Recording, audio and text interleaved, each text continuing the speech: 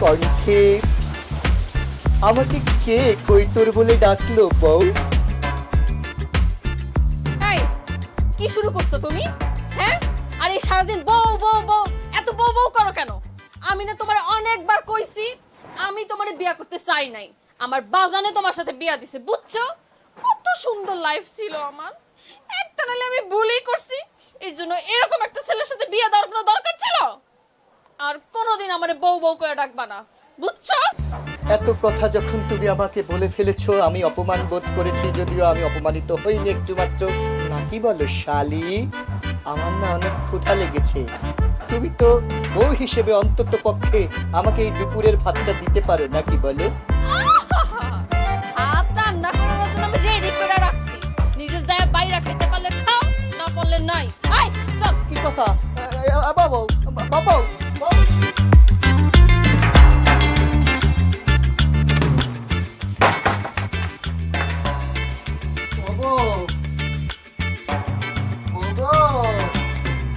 দরজাটা খোলো বউ। শালি, ও শালি, দরজাটা খোলো, কারণ তুমি তো আমার আধা ঘরওয়ালি। তোমার আপানায় রাগ করে বসে আছে, তাই বলে তুমিও আমার পরে রাগ করে বসে আছো। খুলবা না? তাহলে একটা গান শোনাবো, তাহলে খুলবা? চিরদিনই তুমি যে আমার, যুগে যুগে আমি তোমারই। পছন্দ হয়েছে শোনা? বউ বউ বউ। কাম হবে না, যতই রেডিও চালাই না কেন কাম হবে না।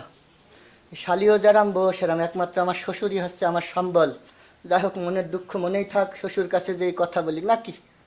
থাকো, ভালো থাকো, কিন্তু আমি কথা দিয়ে যাচ্ছি তোমাকে একদিন ফিরতেই হবে।